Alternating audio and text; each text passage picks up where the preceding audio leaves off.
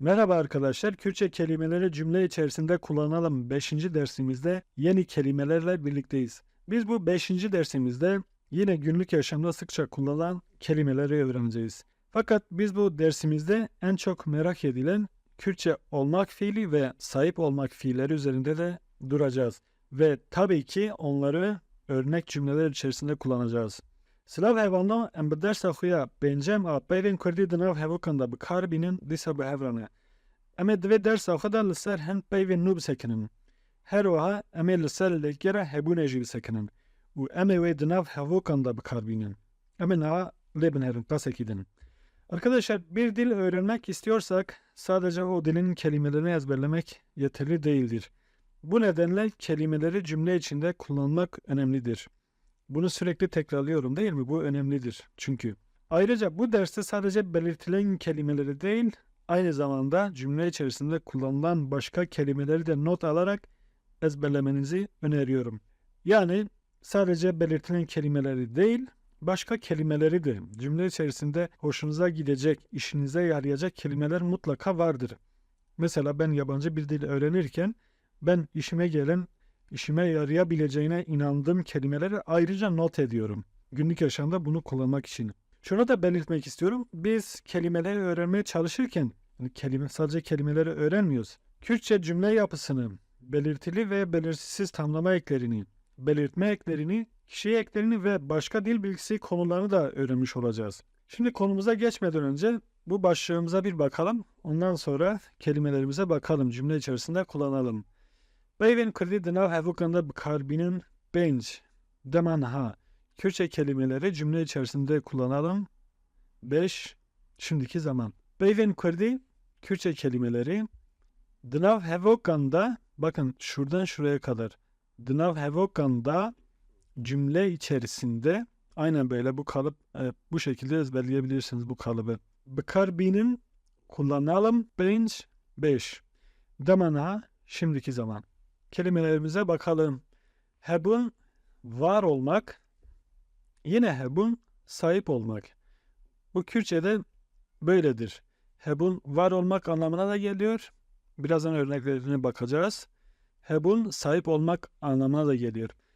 Bun hadi, bu da sahip olmak anlamına geliyor ama genel olarak biz bunu sahip olmak anlamına geliyor diyebiliriz. Pırtuk, kitap. Buna pırtuk demiyoruz. Bu T'yi nefes vererek değil de nefes verilmeden. Kürtçe'de nefes verilerek ve nefes verilmeden sesler var. Bunlar ç, k, p, t. Biz buna Kürtçe dengen helmi u dengen ne helmi diyoruz. Yumuşak sesler c, g, p, t. Bir de sert sesler ç, k, p, t. Bunlar Kürtçe'de var. Bunun videosunu Kürtçe yaptım. Bunun Türkçesini de yapmışım arkadaşlar. Bu alfabe konulu videoyu bulup oradan izleyebilirsiniz. Şimdi bunu geçelim. Dep okul tahtası. Hani tahta diyelim. Depraş kara tahta. Depraş şu anda pek kullanılmıyor. Yani bu kara tahta okullarda kullanılmıyor. Genelde beyazdır. Ya da daha akıllı tahtalar var dokunmatik. Kompütür, bilgisayar. Hinbun öğrenmek, xwendin, okumak, göderikirin, dinlemek, spartek, ödev, benus veya kalem. Bunlar eş anlamlı. Kalem anlamına gelir. Benusa hebri, dolma kalem. Benusa zırhçı, kurşun kalem. Nvisin, yazmak. Nvis veya tekst, yazı, metin veya tekst. Hebun fiiline bakalım. Hebun fiili burada var olmak anlamında biz kullanılmışız. Arkadaşlar, bu hebun fiiliyle alakalı birkaç şey söylemem gerekiyor. Var olmakla sahip olmak arasındaki fark. Var olmak genel olarak bir şeyin mevcut olma durumunu ifade eder. Bu bir varlığın gerçekten var olduğu ve varlığını sürdürdüğü anlamına gelir. Örneğin bir insan var olduğunda bu kişi fiziksel ve zihinsel olarak mevcuttur değil mi? İşte biz bu var olmak bunu ifade ediyor. Öte yandan birazdan sahip olmak fiiline de bakacağız. Öte yandan sahip olmak genellikle bir şeyin kontrolü veya mülkiyetini ifade eder. Yani bize ait olan bir şey. Bir kişi bir nesneye sahip olduğunda o nesne ona aittir ve o kişi bu nesneyi kontrol edebilir. Örneğin bir araba sahibi araba üzerinde kontrol ve mülkiyet hakkına sahiptir. Değil mi? Bu böyledir. Kısacası diyelim, var olmak bir şeyin varlığını ifade ederken sahip olmak o şeyin üzerinde kontrol ve mülkiyete sahip olmayı ifade eder. Bu sadece bir nesne değil. Mesela diyelim ki benim oğlum, benim kardeşim dediğimizde de bu anlama geliyor. Yani sahip olmak anlamına geliyor. O şeyin üzerine kontrol veya mülkiyete sahip olmayı ifade eder. Şimdi örneklerimize bakalım çok fazla uzatmadan. Hebun var olmak, yekjimar tekil anlamına geliyor. Örneğin bu tekillere bakalım. Ez heme ben varım. Tu heyi sen varsın. Ev heye o var. Bunu cümle içerisinde kullanalım. Bakalım cümle içerisinde bu hebun fiilini nasıl kullanacağız? Ez be hebunate behtevarım. Ben senin varlığınla mutluyum. Ben behebunate senin varlığınla behtevarım, mutluyum. Buradaki kişi ekidir. Üçüncü tekil şahıs için kullanılmış. Başka bir örneğe bakalım. Dtahameda dbistanek heye. Burada bir varlıktan bahsediyoruz değil mi? Mahallemizde bir okul var. Dtahameda mahallemizde. Bakın şuradan şuraya kadar. Dtahameda mahallemizde. Dbistanek bir okul. Şurada bir olması gerekiyor. Yanlış yazmışım arkadaşlar. Şu ve değil de bir olması gerekiyor. Gerekiyordu. Bir okul var. Heye. Çoğula bakalım. Pırcımar çoğul demek. Emhene biz varız. Hunhene siz varsınız. Evhene onlar varlar. Bunu çoğul da kullanabiliriz.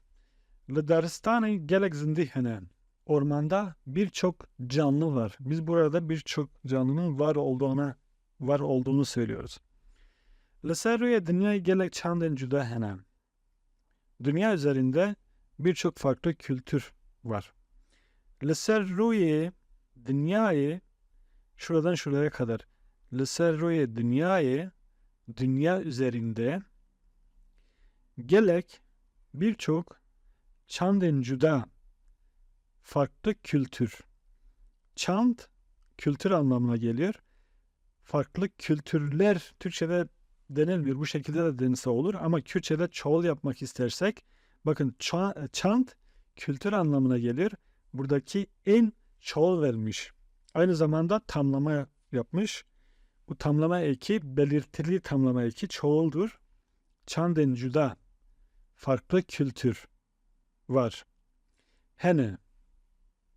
Burada yine hene yapmamız gerekiyor. Heye değil. Çünkü Kürtçe'de bu böyledir. Mesela kültür varlar. Türkçe'de denilmese de oluyor. Yani Türkçe'de böyle değil. Ama Kürtçe'de biz bunu çoğul göstermek zorundayız. Belirtmemiz gerekiyor. Eğer bir tek kültür olmuş olsaydı Leserruye dünyayı gelek değil de Leserruye dünyayı çandek heye. Ama çoğul olduğu için mecburen heneyi kullanıyoruz. Bakın burada tekil kullanmışız. Dtahameda dbistanek heye. Eğer çoğul olmuş olsaydı dtahameda dbistan hene diyecektik. O zaman bunu hemen hene kullanacaktık. Şimdi sahip olmak fiiline bakalım. Bu da hebun anlamına geliyor. Hebun hem var olmak anlamına geliyor hem de sahip olmak anlamına geliyor. Bun hadi o ayrıdır. Örneğin ben iki arabaya sahibimdir diyebiliriz Türkçe değil mi? Biz Kürtçe'de de şöyle diyebiliriz. Ez hadiye de arabayanım. Bunu hadiye kullandık. Fakat genelde öyle kullanılmıyor. Eğer özellikle belirtmek istersek hadi, ez hadiye de malanım. Örneğin ben 2 eve sahibim. Ama genelde böyle denilmiyor değil mi? Benim bir evim var, benim bir arabam var diyoruz. Maleke min heye, em bibêjin trembeleke min heye, seyyareyeke min heye, arabeyeke min heye em dibêjin. Biz diyoruz. Şimdi hebun sahip olmak, yekjimar tekil. Çenteyeki dilvini heye. Dilvinin bir çantası var. Çenteyeki dilvinin bir çantası. Buradaki çenteyeki belirtisiz isim tamlaması yapılmış burada. Burada çente başlı başına bir isimdir. Yeki burada bir anlamını vermiş. Bu da belirtisiz isim tamlamasıdır. Normalde ekidir fakat bu buradaki ye kaynaşma harfidir. Y'yi biz bu kaynaştırmak için, birleştirmek için daha doğrusu. Brayekite heye. Senin bir erkek kardeşin var. Brayekite senin bir erkek kardeşin. Brayeki bir erkek kardeş. Brayeki. Bu belirtisiz. Var heye. Dmalameda masayek heye. Bizim evimizde bir masa var. Dmalameda bu da bunlar edattır. Mücerrad başın daçek. Bizim evimizde dmalameda masayek bir masa heye var. Bakın masa bir isimdir. Yine burada belirtisiz ek kullanmışız. Masayek. Yani bir masa. Herhangi bir masa var. Yani burada özel olarak belirtmemişiz. Şimdi çoğullara bakalım. Pırjımar, çoğul. De çenteyn gelaveji hene. Bakın burada çenteyeki dilvini heye. Dilvin bir bayan ismidir. Burada de çenteyn gelaveji hene. Gelavejin iki çantası var. Mesela Türkçe'de varlar denilmiyor, var deniliyor. Bu şekilde de kullanabiliyorlar. Fakat Kürtçe'de biz çoğulsa her zaman heneyi kullanıyoruz. Tekilse her zaman heyeyi kullanıyoruz. Sebrain ve hene. Onun 3 erkek kardeşi var. Sebrain ve onun 3 erkek kardeşi. Hene var. Biz isim tamlamalarında en ekini kullanıyoruz. Belirtili isim tamlamalarında en ekini kullanıyoruz. Bra kardeş demek en tamlama ekidir. Ya da burada yine kaynaşma harfidir. Brain ve erkek kardeşi var hene. Dmala ve da dmasa hene. Sizin evinizde 2 masa var. Dmala ve da yine burada edat kullanmışız. Daçek kullanmışız. Dmala ve da sizin evinizde dmasa 2 masa hene var. Arkadaşlar ben bu konuyla ilgili daha önce bir tane video yapmıştım. Ayrıntılı bir şekilde üzerinde durmuştum. Onun için çok fazla uzatmayacağım bu konuyu. Çünkü daha önce bir video yaptım. Ona bakabilirsiniz. O daha önce yaptığım videoda cümleleri olumsuz da yapmıştım.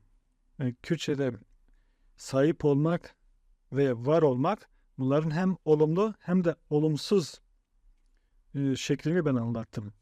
Örneklerini ben gösterdim. Linkini buraya bırakacağım. Eğer dilerseniz izleyebilirsiniz. Pırtuk kitap anlamına geliyor. Ez pırtukeke balkeş dxunim. Tujid dixwazî ve pırtukiye bixwînî. Ben ilginç bir kitap okuyorum. Sen de bu kitabı okumak ister misin? Ben pırtukeke balkeş ilginç bir kitap.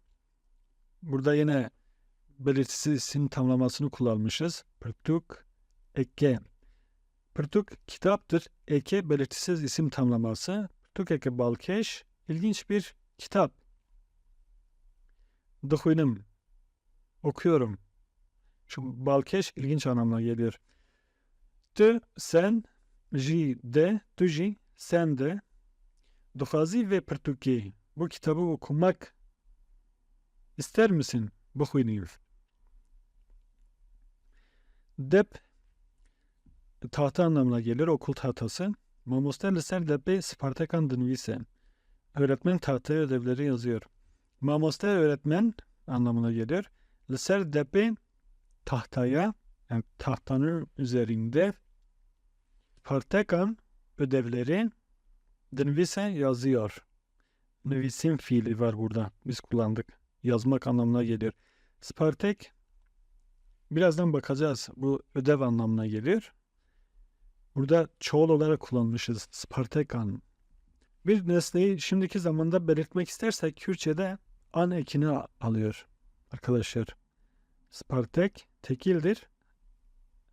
Bunu çoğul yapmak istersek ana eklememiz gerekiyor. Çünkü bir tamlama olmadığı için tamlama ekini biz burada kullanamayız. Biz burada bir duruma belirtiyoruz ve bunu bu şekilde çoğul yapmamız lazım. Bunu da an ekiyle yapıyoruz. Computer. Narin kompüteri ji bo karê xwe bikartîne. Narin bilgisayarı işi için kullanıyor. Narin bir isimdir. Narin kompüteri, narin bilgisayarı, kompüteri oldu. Buradaki e yine belirtme ekidir. Biz Kürtçe'de büküm eki diyoruz. Yani bir şey belirtirken şimdiki zamanda bunu belirtmemiz gerekiyor. Bu e belirtme ekidir. Emjer adbajın kartafat devangil. Ya ji bo navderin mi. Büküm eki dişiler için. Eller için değil.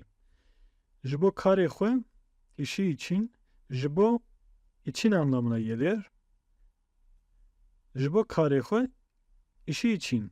Kar burada iş anlamına geliyor. Ji bo karê xwe bikartîne kullanıyor. Hinbun. Zarok zo hini tiştê nû dibin. Çocuklar hızlı bir şekilde yeni şeyler öğreniyorlar. Zarok, çocuklar. Zu hini tiştê nû dibin. Zu, hızlı bir şekilde. Zarok, çocuklar dedik. Zu, hızlı aslında anlamına gelir. Ama burada hızlı bir şekilde. Bunu bu zu'nun içine sığdırabiliriz. Hini tiştê nû dibin. Yeni şeyler öğreniyorlar. Tiştê nû, yeni şeyler. Tişt, şey anlamına gelir. Tiştê nû, yeni şeyler. Burada tişt yine sadece tişt tekildir. İne eklediğimizde belirtili isim tamlaması olan e ekimizi eklediğimizde tiştê nû olmuş oluyor. Yeni şeyler olmuş oluyor. Çoğul. Dibin öğreniyorlar. Bunu kırmızıya boyamam lazımdı. Çünkü bu hinbun fiilidir. Hini tiştê nû dibin. Hinbun. Fakat unutmuşum arkadaşlar. Fiil buradadır. Başı burada, sonu burada. Kürtçe'de bu ayrılabilen fiildir arkadaşlar. Bu Avrupa dillerinde de var. Ayrılabilen fiiller çoktur. Kürtçe'de de var. Fakat Kürtçe'de biraz daha az.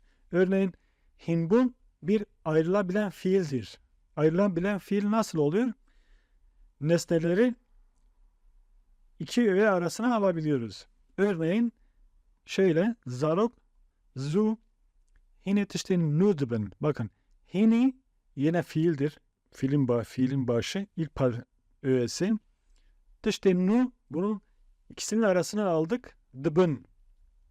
Bu başlı başına ayrı bir konu. Bunu ileride ayrılabilen fiiller için bir video yapacağım. Lekeren vekatin bar. Bu vardır. Bu fiiller Kürtçe'de var. Şimdi başka örneklerimize bakalım. Xwendin okumak anlamına geliyor. Roza li pirtûkxaneyê pirtûkekê dixwîne. Roza bir isimdir. Roza kütüphanede bir kitap okuyor. Roza li pirtûkxaneyê, Roza kütüphanede, bu li de anlamına geliyor. Bir yeri belirtmek için, bir pozisyonu, yani mevki bir göstermek için biz Kürtçe'de L kullanıyoruz. Türkçe'de D. Kütüphanede. Li pirtûkxaneyê yine şöyle bir şey söyleyeyim arkadaşlar. Kürtçe'de edatlar kendisinden sonra gelen kelimeleri büküyorlar.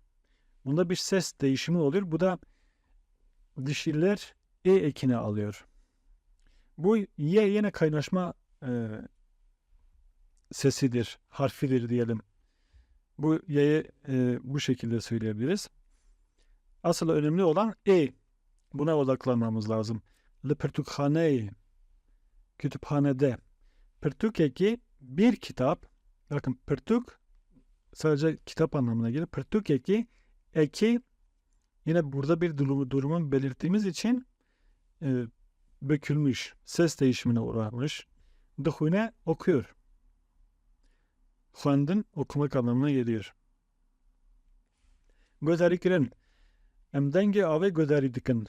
Lê tu dengê çi guderî dikî? Biz su sesini dinliyoruz. Peki sen neyin sesini dinliyorsun? Biz dengê avê su sesini, deng sestir. Dengê avê su sesini. Burada yine tamlama olmuş. Dengê avê. Denk erildir.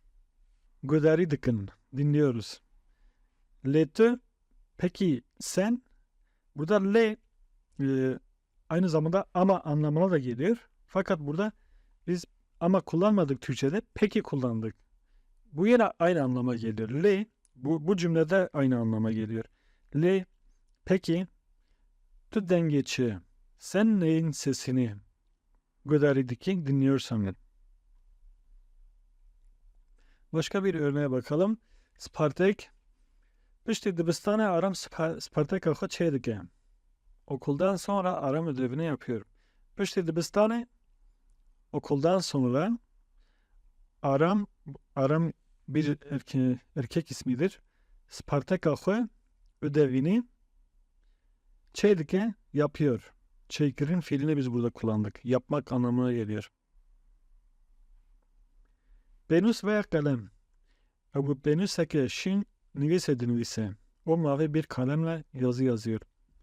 Arkadaşlar Kürtçe'de genel olarak bu kalem kelimesini biz kullanıyoruz aslında. Fakat benus da kullanılıyor. Benus kelimesi daha çok Güney Kürdistan'da kullanılıyor. Bu resmi bir şekilde. Buradaki insanlar bunu kullanıyor, benus. Fakat biz de kullanıyoruz zaman zaman. Ama kalem de kullanabiliriz. Örneğin bu kaleme geçin nivise. Bu o anlama geliyor. O benuse geçin mavi bir kalemle buradaki ile anlamına gelir. Benuse geçin bir kalemle. Türkçe'de bu ile kalemle birleşmiş. Kısaca kalemle. Yani kalem ile de diyebiliriz. Fakat bu birleşmiş burada. Nivise. Nivis yazı demek. Yazı yazıyor. Nivise. Burada yine nüvisin yazmak fiilini kullandık. Benusa hebri. Drojama iroda benusa hebri zedena bekara anin. Günümüzde dolma kalem pek kullanılmıyor. Pek kullanılmıyor değil mi? Gerçekten de kullanılmıyor. Yani kimse artık onunla uğraşmıyor. Hazır kalemler var. Onları alıp kullanıyoruz. Ondan sonra atıyoruz işimiz bittiğinde. Drojama iroda şuradan şuraya kadar Drojama iroda günümüzde benusa hebri dolma kalem zedena bekara anin. Pek kullanılmıyor. Zede aslında çok anlamına da geliyor. Fakat Türkçe'de de mesela bir kelime farklı anlamlara gelebiliyor. Pek mesela. Burada çok anlamında kullandık. Benusa zırhçı. Xwendekar her zede benusa zırhçı bir kartinem. Bu da kurşun kalem. Öğrenciler en çok kurşun kalem kullanıyorlar. Xwendekar öğrenci her zede en çok heri en zede çok benusa zırhçı kurşun kalem bir kartini kullanıyorlar. Arkadaşlar Kürtçe'de biz isimlerin tekil veya çoğul olduğunu nasıl anlarız? Biz bunu fiillerden anlarız. Fakat Türkçe'de lerler var. Bu şekilde Türkçe'de. Fakat Kürtçe'de biz Xwendekar her izede benus hazırçı bir kart dinim dediğimizde Xandekar çoğul olduğunu anlıyoruz. Kürtçe'de bu böyle. Fakat Türkçe hem burada isimleri çoğul göstermemiz gerekiyor öğrenciler, hem de fiili çoğul göstermemiz gerekiyor. Fakat Kürtçe'de sadece fiili biz çoğul göstermek zorundayız. Eğer çoğul göstermek istersek, örneğin tekil göstermek istersek, xandekar her izlede benim sözler için bikar dinle. Bu tekil olmuş olacaktı. Yani tek bir xandekar. Nüvisin. Mücevval falan nameyke nüvisin. Siz arkadaşınıza bir mektup yazıyorsunuz. Hun siz cevval khura arkadaşınıza buradan buraya kadar cevval khura arkadaşınıza nameyke bir mektup dinlevisin yazıyorsunuz. Burada yine nameyke bir mektup anlamına gelir. Name mektuptur. Nameyke dediğimizde bir mektup anlamına geliyor. Başka bir örneğe bakalım. Nüvis ve tekst. Nüvisa strane hoşe. Şarkının metni güzel. Şarkının teksti güzel. Şarkının yazısı güzel de diyebiliriz Türkçe. Kürtçe de aynı şekilde. Nüvisa strane hoşe. Tekst strane hoşe. Nüvisar da diyorlar ama nüvisar pek buraya uymuyor. Daha çok nüvis uyuyor ve tekst uyuyor. Onun için biz bunu kullandık. Nüvisa strane şarkının metni. Stran şarkı demek. Hoşe güzel. Buradaki yine kişi ekidir. Arkadaşlar biz burada videomuzun sonuna geldik. Başka bir videoda görüşmek üzere. Videoyu beğenmeyi, varsa sorularınız sormayı unutmayın. Ve linkini kopyalayarak sosyal medya hesaplarınıza da paylaşabilirsiniz. Bu şekilde kanala destek vermiş olursunuz. Şimdilik hoşça kalın.